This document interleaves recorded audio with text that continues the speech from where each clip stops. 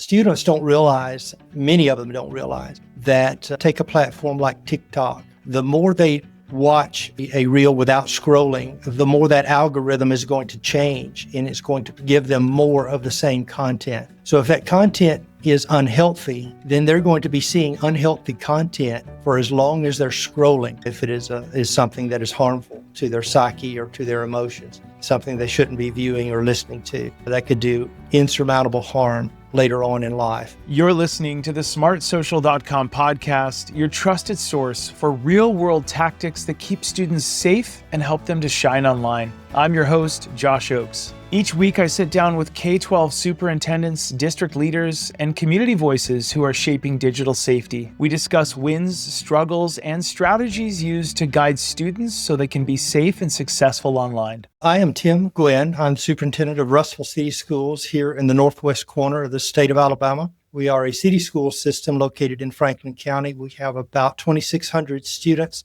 and 4 different schools, a single feeder pattern from pre-K through grade 12. Superintendent, welcome to the program. It's so great to have you here today. For all of our audience members, you're either a superintendent or a parent or someone amazing in between. And if you're a grandparent or a guardian, we love you and we're here to support you while you keep kids safe on social media so they can someday be successful. And that means after the age of 16, when you're ready for them to be online, they start to do positive things online, to build a portfolio, a resume. Remember when we all had PDFs back in the day or printed resumes in Microsoft Word? The world is a different place. Now people go to Google and search for you online, and we want to make sure that's a positive rendition of who they really are. Both private and public is the same view. And we're excited here at Smart Social to help families all over the world to do that. Okay, Superintendent, we've had conversations, about 240 of them with your peers, superintendents, in about 43 plus states. And we've heard some consistent trends, and I would love to get your feedback. So for all the audience, you know that I take copious notes. I'm here to learn from our expert guests here today. So if you see the top of my head and I'm literally looking down, it's because I'm taking notes with my pen so that we can be the world's best at hosting the parent night events that we do to save lives all over the country. So Superintendent, we're hearing some of the challenges in 25-26 school year from your peers nationwide are,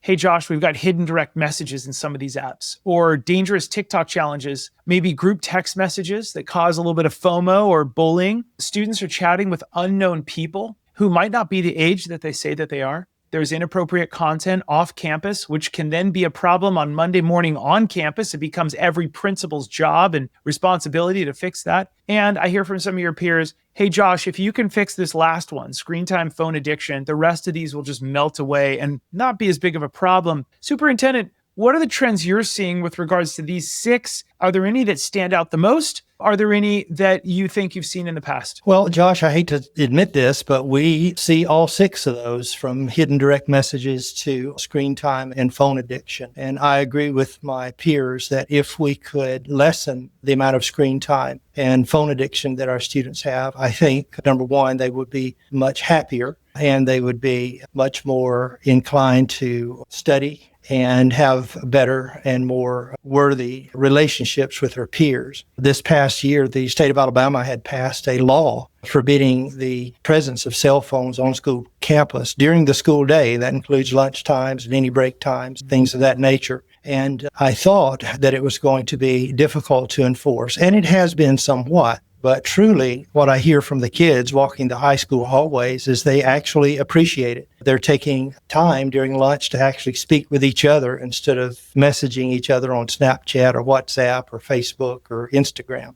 And they're having those real conversations. If they're found with a phone, we do take it from them and we call the parent to come pick it up, which also involves the parent in helping us with lessening that screen time during what should be instructional time. And again, let's not forget that some of that instructional time is a child learning to communicate verbally with other people, sitting at a table in a classroom or in a lunchroom or during break time. Again, I would agree with my peers. Screen time and phone addiction is a big threat to our youth across the nation. I love what you said. I wrote down kids speak to each other again. I think that's interesting. Talk to me a little bit about, let's double click on that, because I've heard from some principals that at the lunch break, elementary school, middle school, maybe even high school, they discover that kids are talking to each other again during the lunch break in the cafeteria or whatever. It takes a little while. They probably, and for all the parents watching right now, if you take your kid's phone away, they're going to really dislike you for the first week, the first day. But all of a sudden, as the superintendent just said, they're going to thank you because you're setting boundaries. You're being the tough parent. And districts are going through this. They're being the tough district, and it's turning out to be a huge hit, taking away these addictive devices. Superintendent, talk to me about some of the other benefits to inspire some parents about taking devices away at dinner time. What are some of the other benefits? And I know they get angry first, but what's the outcome eventually? Well, any person, be it a teenager or adult who has an addiction to anything, when you take it away from them, they become angry at first. So they're resentful. But give it time and they will become appreciative. And I think our children are smart enough to realize that they didn't know they had a problem until they had a problem. And then they'll become appreciative when you take that away. I see children today having such a difficult time in their social emotional control. They are constantly looking at their cell phone to see who has snapped them, who sent them a message. If they get a notification, they just can't wait another second before they pull the phone out to see who sent them something. If they post something about their life online, they can't wait to see who has something to say to them about their post. That can't be healthy. And I went through this with my own teenagers as well. When they got home, they did have some screen time after their homework was done, maybe an hour or so. But we went to bed at 9 o'clock every night. And at that time, their phones had to go up. And that meant outside the room. Actually, it was just outside of my bedroom. I had a caddy that all of our phones, including mine and the wife's and my two children, everybody's phone went to the caddy to be charged overnight. They were turned off for the night and nobody touched them. And from, that point, the kids got a good sleep without having to worry about notifications coming that they would hear and being tempted to reach over and grab the phone. I got them alarm clocks, put those across the room so they'd have to get up to turn them off. I know teenagers will use every excuse in the world to keep the phone in their possession, in their room, in their hands. That's very dangerous. And what we may not realize is that if it is in their room and easily accessible at night, they're going to use it. It's hard, and it takes self-discipline both on the parent side and the child side to discipline ourselves to put those phones up and have family time around meals, around family activities, and especially at bedtime, putting those things up and getting a good night's sleep without worrying about what's on that phone. Excellent. Excellent advice. I think it's so spot on. And I think our parents need to hear that too. Parents, we love you and we support you. Smart Social's rooting for you. If you have a talk with your kids and they roll their eyes, you get 5 extra points from Smart Social because you're doing the thing that the kids need to know that's a little bit tough parenting and a lot of gentle, constant reminding them, I'm here for you if you see something bad online.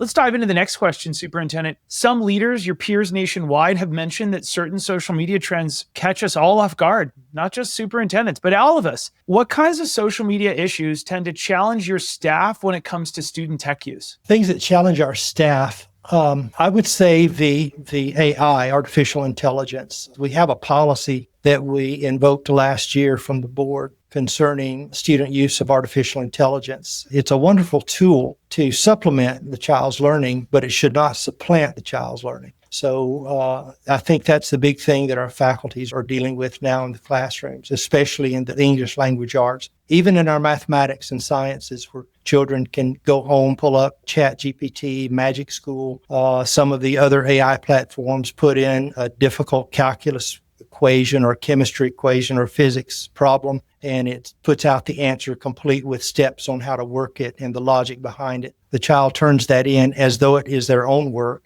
and the teachers, have a difficult time with that, trying to ascertain what is indeed the child ideas put on paper versus what is the computer system trying to teach the child, and the child is turning it in as their work. And at the end of the course, the end of the week, the child hasn't learned what they should have learned. It's a new form of cheating. Back in my day, it was scribbling notes or, taking notes off a friend in class in front of you. And today it's a keystroke away, uploading a document and asking for the answers to all of the questions on the document. No critical thinking whatsoever with that. I think that is our biggest challenge in the world of education today. That and the social emotional feelings that come with children who spend too much time online and feel those social pressures. And it's always in the back of their mind, even when they're in the classroom, and should be paying attention to the teacher, should be studying their classwork. And it's very difficult for them to do if they're constantly worried about who is saying something about them or posting something about them online. It's just not healthy. Yeah, so well said. In addition, in conversations with staff, what do you hear them say is the hardest to keep up with? Is it social media shifts, AI, or student screen time habits? Well, going back to the student screen time habits,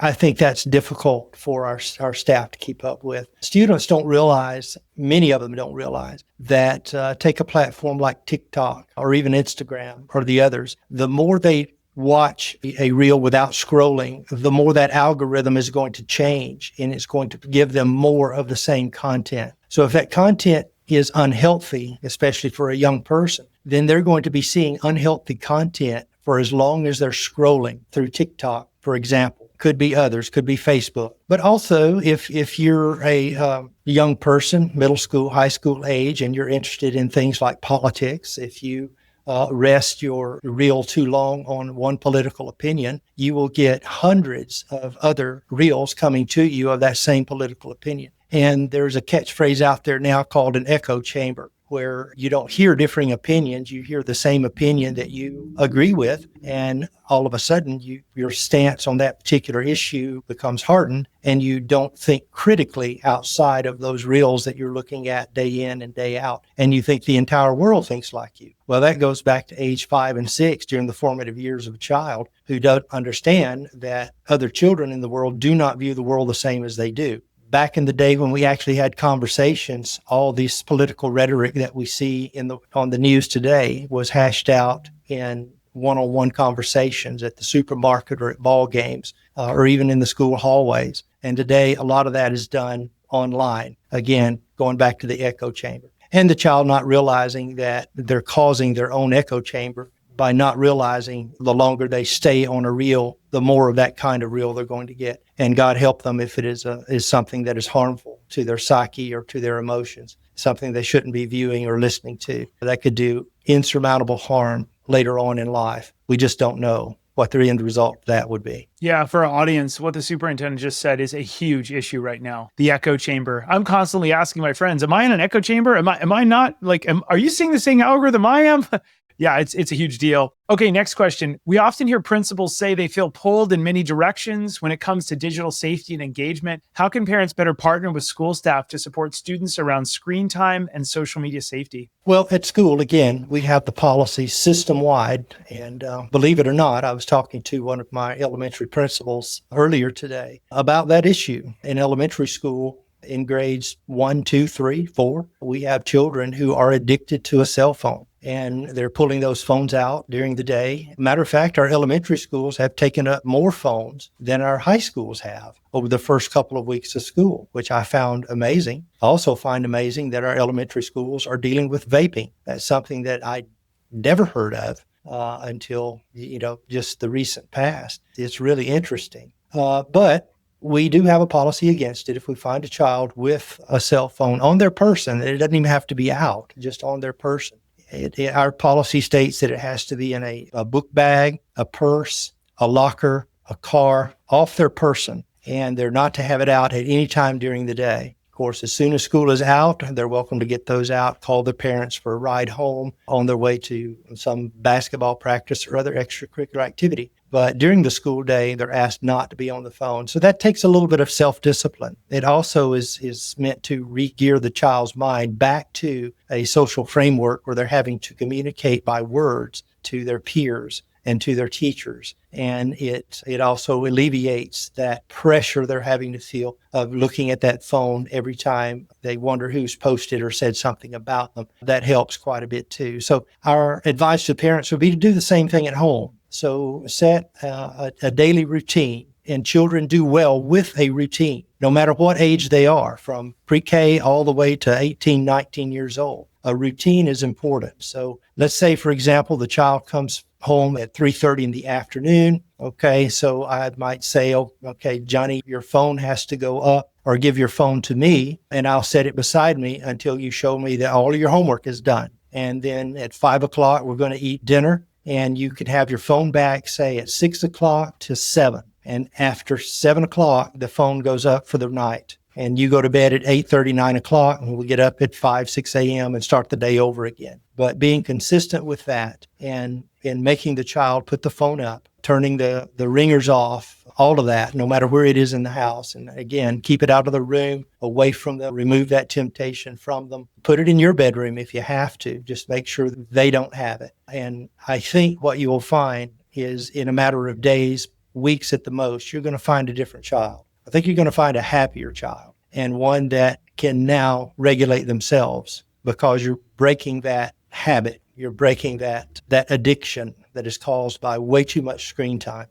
Yeah, that's so true. I couldn't agree more with what you're saying. Okay, to all of our parents and listeners, not only is the superintendent right on about these being addictive devices, and adults will behave just the same as kids. You take a very bad drug away from an adult, they'll get angry, they'll blame everybody, they'll get resentment. Same thing is true for a child as well. But we get a lot of questions. Parents, you know that we host 50 plus live events all year long. They're free. We hope you'll come out to them on the hottest topics that save lives when it comes to screen time safety. Parents often ask us, hey, Josh, what advice would you give a student to help them recognize some of the red flags of a dangerous stranger? Well, let's hear from a teenager about how she might help one of her friends recognize the red flags. If I had a friend talking online to a stranger, I think that I would feel a little bit uncomfortable with the whole situation. I would advise against it because so many indirect issues can come from that, and it could cause something to be worse than if they had just unadded them in the first place. Some red flags that I would have to advise them to cut it off with this person or to stop engaging would be if the person starts to get very involved in their personal life and they seem to be very intrigued in what's going on with them and wanting to know all the little details about what they do and who they are, and just very personal details and things that you wouldn't normally share with a stranger in real life. If they're very persistent and constantly wanting to talk to my friend or constantly trying to be involved in their life or wanting to speak to them, I feel like that's kind of a red flag. Another thing would be if they ask them to ever meet them anywhere in person right from the start, if they feel a sense of being uncomfortable or their intuition is just saying it's wrong, or if my intuition is saying something feels wrong with this, then I think that's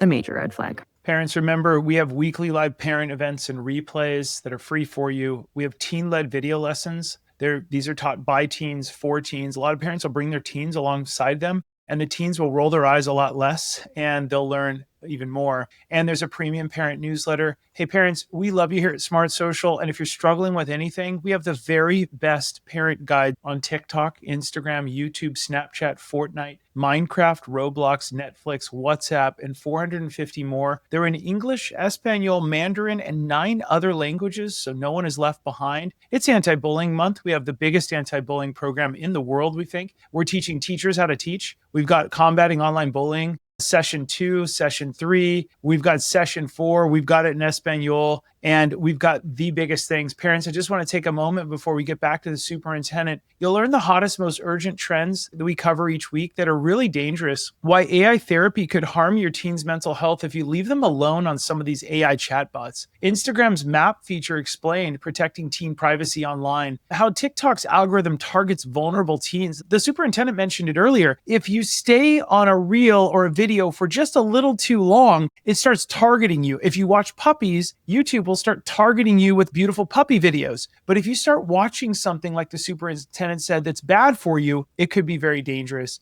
My teen didn't search for it. It just showed up. We tested a brand new TikTok account and the results were terrifying. Google VO and deepfake dangers, AI stalked locations. It literally showed you how I uploaded a photo of myself to AI and it told me exactly where we were located. So we cover all that and more. Parents, we hope that you'll come out and join us for our weekly live parent events. They're complimentary for you. We look forward to seeing you. Oh, one last thing. We also, every single Friday, give away a 3D printer or a Kindle or Bluetooth speakers to families who attend. You're automatically entered for a chance to win. That's right. You'll win something for protecting your kids. Okay, superintendent, some districts have said that they wish they had more time to focus on student safety and parent engagement. What area would you tell other districts is the most important part to focus on to support parents? Well, I love what you're doing as far as the educational videos that you're making available to the parents. That is mind-blowing to me, number one. Number two, I think they're very important. One of the school systems I came from would have a parent night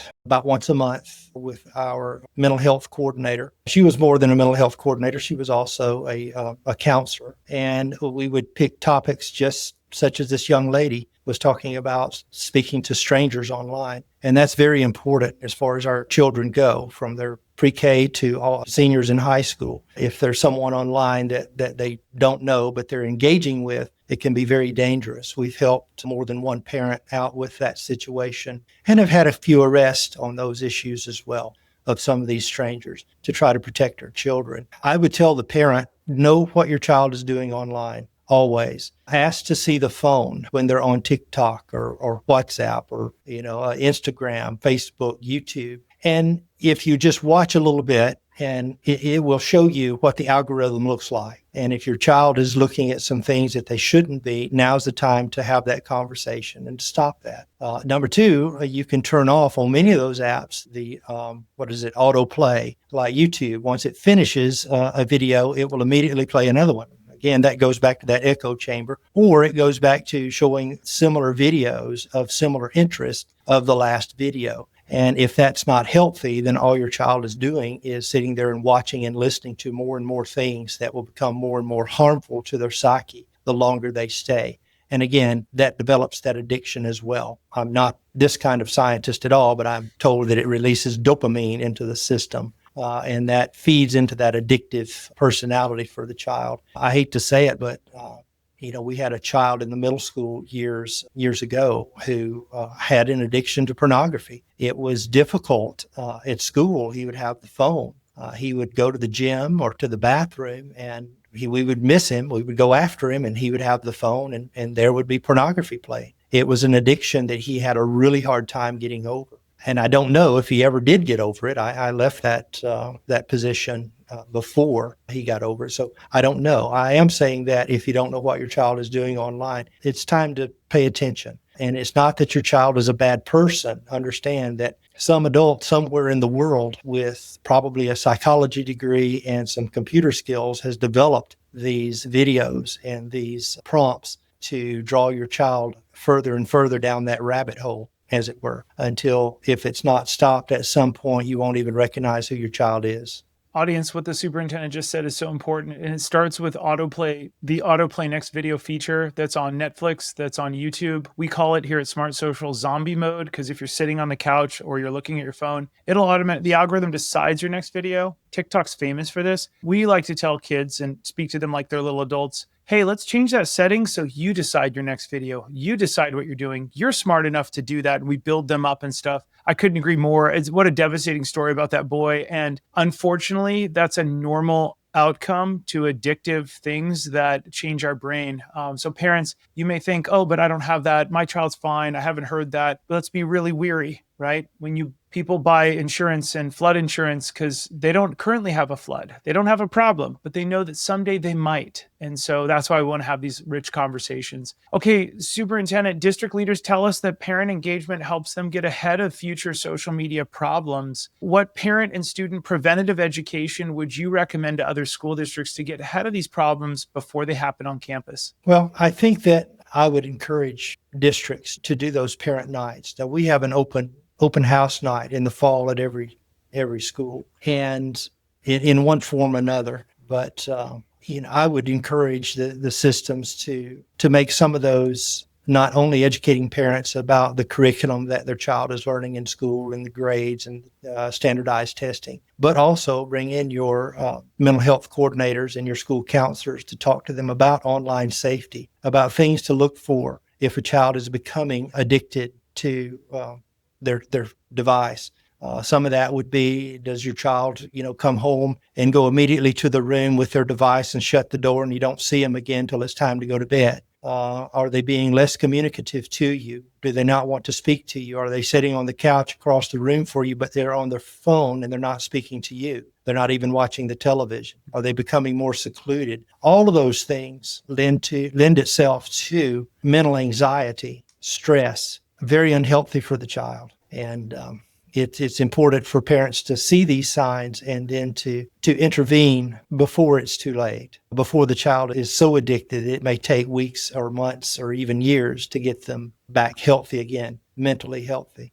If you need help from the school, then come and see us. We have guidance counselors. Again, Russell City Schools, we have 2 mental health coordinators. They're both very good at what they do. We have a plethora of outside resources we'd be glad to help you with. Mental health, companies, hospitals, and psychiatrists and psychologists and counselors in just a few minutes drive from where we are. And we can put you in touch with those resources. That would also give you some hints on what to do at home.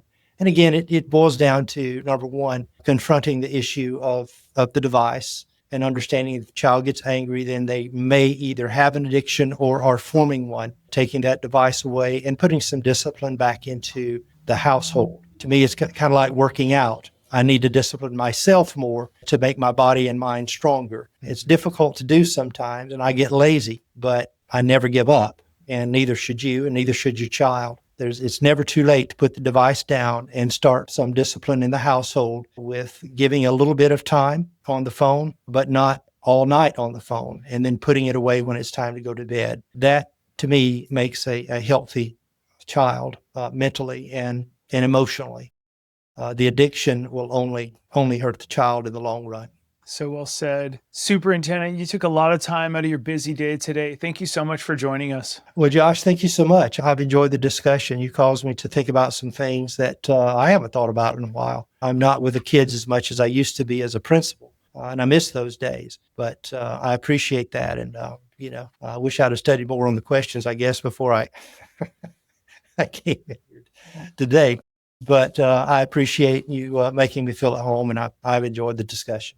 Thank you so much. To all of our audience, remember, there's no shame here on this podcast. It's all about keeping your kids safe. There'll be little blunders. It's like all of us learning to walk. We bump our knees 100 times, maybe 1,000 times, but we don't say, oh, I'll never walk in life. No, we get up right after it and we learn. And that's really what it's going to be like, keeping your kiddos safe. So the trajectory is in the future that it's an up and to the right for you, this little line, that they're successful. Successful means someday they shine online. They build a positive portfolio that's a part of who they really are. And it's not fake. It's all about the good things they're putting online. If you go to smartsocial.com, you'll see that our logo says how to shine online, because that's our end goal for every kid, is to navigate the digital tools safely and successfully. Parents, I want to leave you with this. Remember when you are posting online to keep it light, bright, and polite, because your kids will model the behavior they see you do online. You're their first and the most important teacher in their life. And we appreciate you watching this episode. I'm Josh Oakes, the founder of smartsocial.com, and I'll see you on the next episode. Have a great day, everyone. Take care.